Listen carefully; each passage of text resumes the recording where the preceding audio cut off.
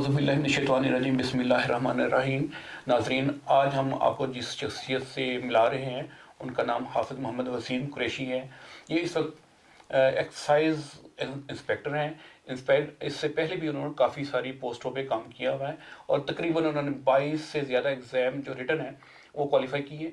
उसके अलावा काफ़ी सारे में इंटरव्यू में क्वालिफाई किया, लेकिन जो एलोकेशन इनकी हुई है 4 मरतबा इनकी हुई मुख्तलिफ डिपार्टमेंट्स में, उन्होंने वहाँ काम किया और फिर करते करते इस वक्त ये एक्साइज इंस्पेक्टर के ओहदे पे हैं कुछ अरसे से। और इंशाल्लाह ताला आगे भी मुझे उम्मीद है कि आगे अच्छे इससे भी आगे जाएंगे ये। तो इन्होंने, क्योंकि इनके पास बहुत ज़्यादा तजर्बा है पेपर देने का, उसके अलावा ये पढ़ाते भी रहे हैं। उसके अलावा इन्होंने मेरे साथ पीपीएससी मॉडल पेपर पे काम भी काफ़ी किया हुआ है, काफ़ी मरतबा। तो इसलिए बेहतर मैंने जाना कि ये खुद अपनी ज़ुबानी आपको पेपर करने का तरीका और कैसे इनका सफ़र था, किस तरह उन्होंने क्वालिफाई किया, किस तरह उन्होंने जॉब हासिल की, किस तरह नाकामी हुई, किस तरह कामयाबी हुई, कितने अरसे का उनका सफ़र है, सारी चीज़ें ये खुद अपनी ज़ुबानी बताएंगे। हाफिज़ वसीम भाई, ये बताएं कि आपका पहला जो पेपर था जी, वो किस साल आपने दिया? मेरा 2016 में था पहला paper excise and taxation inspector का ही। ठीक है। और उसके लिए कितनी तैयारी की थी आपने? उसमें बेसिकली ना पास पेपर मैंने क्रैक किए थे और उसमें कौन से पास पेपर?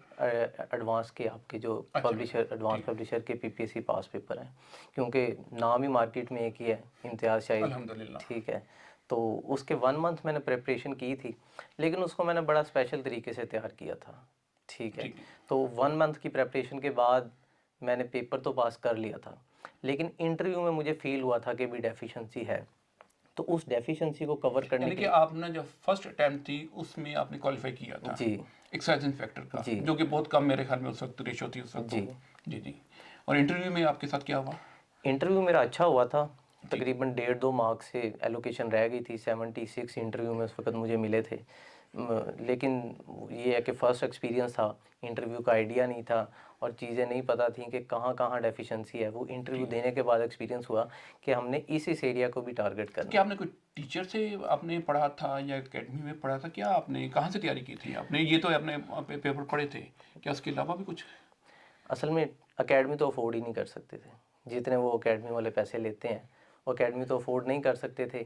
इसलिए ख़ुद से ही प्रेपरेशन शुरू की और ख़ुद माशाल्लाह। ही चीज़ों को देखा भी ये पेपर में क्वेश्चन आ रहे हैं तो इनके सोर्सेज क्या हैं।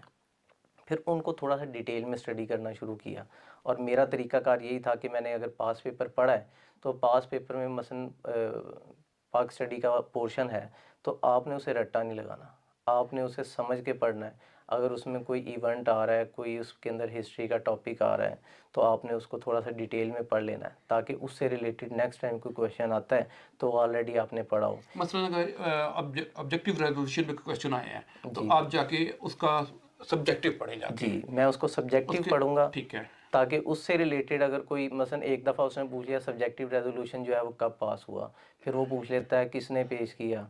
इस तरीके के सवाल जब आपने उसको पूरा टॉपिक का पढ़ा होगा तो नेक्स्ट टाइम उससे रिलेटेड कोई भी सवाल आएगा तो आपके लिए आसान होगा। अच्छा, गोया कि इसका मतलब ये है कि आपने जो पेपर तैयारी करनी है वन पेपर की, एक ख़ास पेपर के लिए नहीं करनी, आपने जनरल किस्म की करनी है, टोटल करनी है।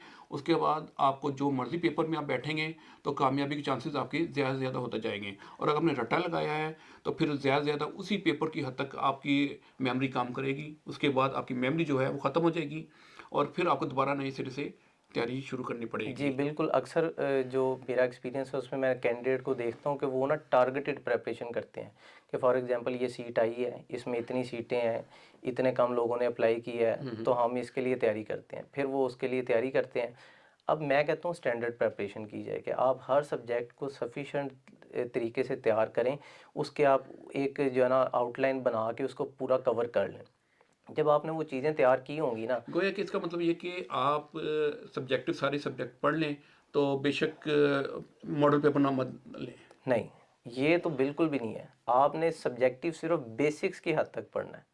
ठीक है, यानी आपको पता तो हो ना कि ये सवाल आ रहा है तो कहाँ से आ रहा है। लेकिन मॉडल पेपर जो है वो इसलिए ज़रूरी है कि उससे आपको पता चलता है कि पेपर सेटर का इस वक्त माइंडसेट क्या है, पेपर का पैटर्न क्या चल रहा है इस वक्त, और आपको आइडिया हो जाता है कि क्वेश्चन पूछे किस तरीके से जाते हैं।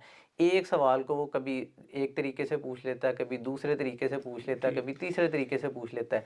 तो जब आपके पास मॉडल पेपर होंगे, आप उसे स्टडी करेंगे, तो फिर आपको पता चलेगा कि क्वेश्चन इस तरीके से आ रहा है, अब इस तरीके से आ रहा है। तो ये बहुत ज़रूरी चीज़ है इस अच्छा, चीज़ इसमें में। ये बताएं मुझे, क्योंकि अक्सर का ये अब लोगों के जहन में चीज़ आई हुई है या उनके जहन में डाल दी गई है कि अब जो पैटर्न तो बिल्कुल चेंज हो गया हुआ है। पहले आज से 4 साल पहले और था, 3 साल पहले, अब बिल्कुल इंटायरली डिफरेंट पेपर आ रहे हैं, इसलिए पहले पेपर देखने की ज़रूरत ही नहीं है। या आप 2 साल के पेपर देख लें, 1 साल के देख लें, वही सफिशेंट होते हैं। सिलेक्टेड स्टडी आप करें और नए जो ट्रेंड है उसके मुताबिक ज़रूर तैयारी कर लें। ये नया ट्रेंड क्या है, ये बताएं। असल मैं इस तरह लोगों से क्वेश्चन करता हूँ जो कहते हैं कि जी ट्रेंड चेंज हो गया। मेरा उनसे क्वेश्चन यही है कि क्या इस्लामिक हिस्ट्री चेंज हो गई है, क्या पाकिस्तान स्टडीज़ चेंज हो गई है, क्या ज्योग्राफी के जो फीचर्स हैं, फिज़िकल फीचर हैं या पॉलिटिकल फीचर्स हैं, क्या वो चेंज हो गए हैं, क्या मैथ के फार्मूला वो चेंज हो गए हैं? नहीं, वो चेंज नहीं हुए। उसमें अगर पीपीएससी ने थोड़ा सा एक पैटर्न कर दिया सेट कि वो हर पोर्शन के सिलेक्टेड क्वेश्चन कर रहा है, या उसने उसमें नन ऑफ दीज की एक ऑप्शन लगा दी है, तो वो उन लोगों के लिए बेहतर है जो अच्छी तैयारी कर रहे हैं। जो सिर्फ रट रहे हैं चीज़ों को, उनके लिए तो वो मुश्किल है। और मैंने पेपर देखे हैं कि पास पेपर जो प्रीवियस हैं, जो 2014, 15, 16 वाले हैं, उनमें से भी क्वेश्चन आ रहे हैं। देखें, पाक स्टडी के सवाल 2015 के पेपर में भी थे। लेकिन वो लोग ये कह रहे हैं कि पिछले क्वेश्चन नहीं आ रहे, यही तो प्रॉब्लम आ रही है हमें। असल में उसकी परसेंटेज आप कह सकते हैं कम ज़्यादा हुई है, ठीक है, लेकिन ये नहीं कह सकते कि आ ही नहीं रहे। अगर आपके पास पास पेपर होंगे और आप उसे एज अ प्रैक्टिस गाइड करेंगे। देखें, मैं कहता हूँ कि अगर आपने एमसीक्यूज़ ही पढ़ने हैं, ठीक है, तो आप वो एमसीक्यूज़ पढ़ें जो पोटेंशली आने के चांसेस ज़्यादा हैं। और वो कहाँ मौजूद है? वो पास पेपर के अंदर है। तो आपने जब एक जनरल नॉलेज पढ़ा है, आपने पाक स्टडी पढ़ी, इस्लामियत पढ़ी, उसका थोड़ा बहुत सब्जेक्टिव पढ़ा, अब आप अपने नॉलेज को जो है ना प्रैक्टिस भी करते हैं, एमसीक्यूज़ के लिए आप स्टडी करते हैं, तो आप बजाय इधर उधर की वेबसाइट से या अनऑथेंटिक गाइड से आप पास पेपर पढ़ेंगे, आपको पता होगा कि ये सवाल बार बार रिपीट हो रहा है, इस तरह के सवाल आ रहे हैं, और आपको उन सवालों के पता है कि आने के चांसेस ज़्यादा हैं। तो फिर आपका एक तो मेमोरी टेस्ट भी होता रहेगा, आपकी रिवीजन भी होती रहेगी। अगर एक सवाल 10 दफ़ा रिपीट हो रहा है तो वो बेसिकली आपका फ़ायदा है, नुकसान नहीं है, कि आपकी वो रिवीजन हो रही है। और वो पुराना डाटा जो है वो पुराना डाटा नहीं है, वो बेसिकली आपकी रिवीजन का एक मेथड है कि आप एक पेपर। अच्छा, दूसरा इसमें जो है ना स्टूडेंट ये करते हैं कि वो ना 10 पेपर या 15 पेपर या 5 पेपर डेली की ना एक रूटीन बनाते हैं। तो मैं कहता हूँ आप ना क्वालिटेटिव स्टडी करें, क्वांटिटेटिव स्टडी ना करें कि आप ना मतलब आप हमारे जो आम स्टूडेंट्स हैं उनको बताएं क्वालिटेटिव और क्वांटिटेटिव में क्या डिफरेंस क्या है। हाँ, उसमें ये है कि जो क्वांटिटेटिव स्टडी करते हैं ना, अक्सर स्टूडेंट्स जो मुझे कंसल्ट करते हैं उनसे मैं, कि वो कहते हैं जी हमने जो है ना आज इतने पेपर पढ़े हैं, और आज हमने जो है ना इतने जो है ना एमसीक्यूज़ को रट्टा लगाया है, टास्क बनाया हुआ है। टास्क बना लिया। मैं कहता हूँ आप इस तरीके से ना पढ़ें। आप टारगेट ये रखें कि मैंने 1 घंटा या 2 घंटा पढ़ना है।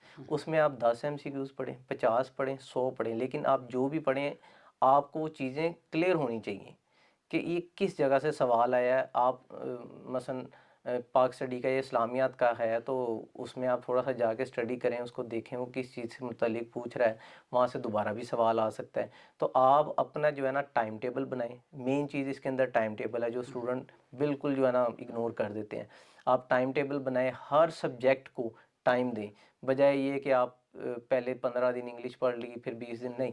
आप डेली बेस के ऊपर रूटीन में रखें चीज़ों को, मतलब बाइफरकेट कर लें कि भाई बाइफरकेशन ये कर लें इतने कि जी मैंने, मिनट्स में इंग्लिश करनी है, जी इतने 20 मिनट्स में मैंने ये करना है, मैथ करना है, 20 मिनट्स में मैंने कंप्यूटर साइंस करना है, इस तरह। देखें ना, जिस तरह पाक स्टडी कंप्यूटर है, इंग्लिश है और मैथ है, ये तीन चीज़ें ऐसी हैं जो कि प्रैक्टिस से हैं, ठीक है। और उसमें जो मैंने आपकी general ability and guide math की जो आपने बंद कर दी है नहीं नहीं, पब्लिश वो करना, इंशाल्लाह दोबारा तो वो पब्लिश होगा। बड़ी अच्छी उसके अंदर एक ऑप्शन है। और इंग्लिश और कंप्यूटर के लिए भी आपकी जो गाइड है वो भी बेहतर है, कि उसमें आप जो चीज़ें जो है ना वहाँ से करें, साथ उसको जो है ना आप प्रैक्टिकली करके देखें। मसलन कंप्यूटर है तो आप उसे वो चीज़ टास्क परफॉर्म करके देखें।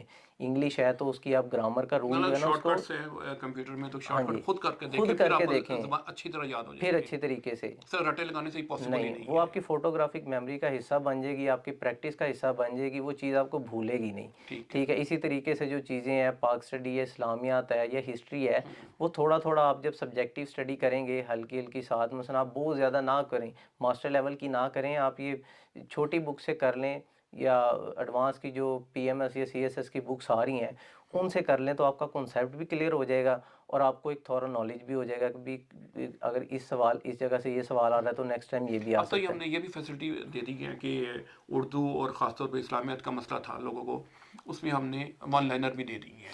वन लाइनर मैंने देखी है, अच्छा बहुत उसके, अच्छी ऑप्शन हाँ है जी, इसमें। उसके अलावा जो है बाकी कंप्यूटर साइंस के, क्योंकि सबसे ज़्यादा एरिया वीक होता था बच्चों का कंप्यूटर साइंस का। जी, अब हमने ये भी कोशिश की है कि एक जितने भी क्वेश्चन हैं पुराने और एक्सपेक्टेड क्वेश्चन हैं, उसके लिए सेपरेट बुक बना के हमने मार्केट में लॉन्च की हुई है। अब वो जो बच्चा वो सेपरेट पढ़ता है उसको मुकम्मल कमांड हो जाती है, जहाँ मर्जी से क्वेश्चन पूछ ले उसको, वहाँ से इस क्वेश्चन का आंसर पहले मौजूद होता है जी उसके बिल्कुल, पास। वो वीक स्टूडेंट के लिए एक बड़ी अच्छी ऑप्शन है कि जिन्हें बिल्कुल आइडिया नहीं है हमने कहाँ से तैयारी करनी है या कहाँ से हमारे लिए एक बेहतर हो सकता है, तो वो आपने एक अच्छा चलें, अच्छा पब्लिश सम किया। अप कर रहे हैं अगर हम इसको, कि आप चंद एक पॉइंट्स में बता दें कि पॉइंट्स में अगर ये है कि एक कैंडिडेट है जॉब के लिए, वो कहाँ से कैसे तैयारी करे, चंद एक पॉइंट्स आपको आप ब्रीफ में आप हमें बता दें। अच्छा, एक उसमें सबसे मेन चीज़ है टाइम टेबल। एक तो वो टाइम टेबल बनाकर स्टडी करें। दूसरे नंबर पे कंसिस्टेंसी है कि वो कंसिस्टेंट होकर तैयारी करे। ये नहीं कि आज कर ली, 2 दिन छोड़ दिया, 3 दिन कर ली फिर छोड़ दिया, ये नहीं। तीसरे नंबर पे आप जो है ना टारगेटेड प्रेपरेशन ना करें, आप ओवरऑल प्रेपरेशन करें, हर सब्जेक्ट को आप हिट करें, हर सब्जेक्ट की आप रीडिंग करें डिटेल में। डिटेल में, और साथ उसको प्रैक्टिस करें। जो आप चीज़ें डिटेल में पढ़ भी रहे हैं उनको आप डेली बेस के ऊपर प्रैक्टिस करें ताकि आपको आइडिया हो कि आपकी मेमोरी उस चीज़ को अब्जॉर्ब भी कर रही है कि नहीं। पेपर में जाके अगर आप कंफ्यूज हो जाएंगे तो फिर आपको वो सारा कुछ पढ़ने का फ़ायदा नहीं है। और तीसरा जो है वो ये चीज़ है कि स्टूडेंट क्या करता है कि जिस वक्त एग्ज़ाम आ रहा है ना, तो उसने जो पढ़ा होगा उसको रिवीजन करना शुरू कर देगा। मेरी इसमें स्ट्रेटजी हमेशा से ये रही है कि आपने जब पढ़ रहे हैं ना, तैयारी कर रहे हैं, तो पास पेपर आपको ऑटोमेटिकली रिवीजन करवा रहा है। आपको दोबारा से जो आपने पढ़ ली है ना उनको रिवाइज करने की ज़रूरत नहीं है। आप उन्हीं चीज़ों को रिवीजन की बजाय आप नेक्स्ट पढ़ते जाएं। वो चीज़ें आपकी जो है ना, उसमें जो नए क्वेश्चन आ रहे होंगे हर पेपर में जो आपने पहले नहीं पढ़े होंगे, तो वो आपके पोटेंशियल होगा कि भी ये क्वेश्चन में आ सकते हैं। ठीक है, तो आप बजाय टारगेटेड प्रेपरेशन करने के आप आगे की तरफ चलें, बार बार पीछे की तरफ ना जाएं।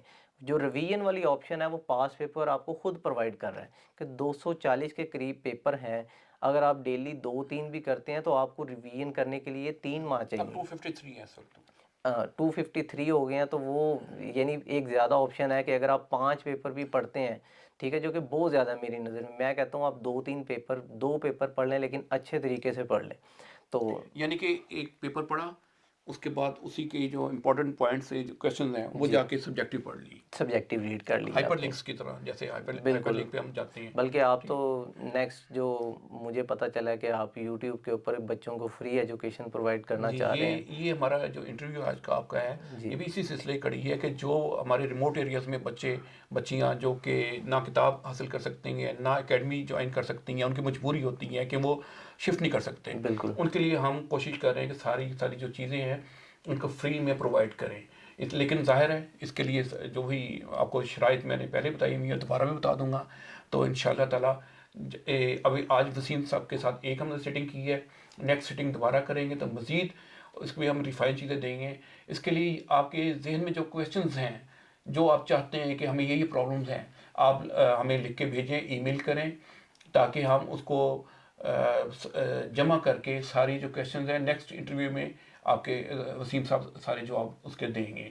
लेकिन सीरियस क्वेश्चन होने चाहिए, इरेलेवेंट नहीं होने चाहिए, टू द पॉइंट होने चाहिए, ताकि हम उसको सीरियस ले सकें। तो वो इन सब चीज़ों के लिए जो है एक ही शर्त है हमारी, कि आप हमारे बेल आइकॉन को क्लिक करेंगे और हमें हमारे चैनल को सब्सक्राइब करें। तो वो इस तरह आपको फ़ौरन जब भी आपको नोटिफिकेशन आ जाया करेगा, और नए लेक्चर का, और उस वक्त आप नए लेक्चर आप सुनना शुरू कर सकते हैं, देखना शुरू कर सकते हैं। तो बहुत शुक्रिया हाफिज़ वसीम लेकिन साहब, सर इंशाअल्लाह शुक्रिया ताला। से पहले मैं आपसे कहूँगा कि आपने मेरे से तो आपने सारी चीज़ें उगलवा ली हैं। जी जी आप खुद पेपर सेटर रहे हैं, पेपर सेट करते रहे हैं, जी। तो आप क्यों नहीं बताते अपना एक्सपीरियंस इसमें? देखिए, वो कुछ एक असूल की बात है कि मैं पेपर सेटर जब तक रहा हूँ ना, मैं किसी को नहीं बताया। इवन अगर मेरे बच्चे भी अगर पेपर दे रहे होते तो मैं उनको भी पेपर ना बताता। तो ये एक मेरी सीक्रेसी थी, आपने अब बात कर दी है बहरहाल। लेकिन ये नेक्स्ट मैं किसी खुद व्लॉग वगैरह करके मैं आपको बताऊंगा कि एक्सपीरियंस था। हाँ, ये ज़रूर है कि जो चीज़ें हम लोग किताबें तैयार करते हैं उसमें जो एक्सपीरियंस है पेपर बनाने का, या पेपर जो मेरे कैंडिडेट हैं वो किस तरह उनके क्या प्रॉब्लम्स हैं, उनको सामने रख के हम सारी किताबें फॉर्म करते हैं। तो इसलिए, और साथ साथ ज़ाहिर है मेरा 27-28 साल तजर्बा भी है पढ़ाने का, तो वही सारा उसके अंदर शामिल हो जाता है। बहुत बहुत शुक्रिया हाफिज़ साहब। इंशाल्लाह ताला नेक्स्ट आपको दोबारा हम तकलीफ जी। देंगे, और आप हमारे उम्मीद करता हूँ कि हमारे नाजरीन को ज़्यादा से ज़्यादा फ़ायदे देंगे। जी इंशाल्लाह ओके सर। जी, अल्लाह ओके हाफिज़। सर। अल्लाह। अल्लाह।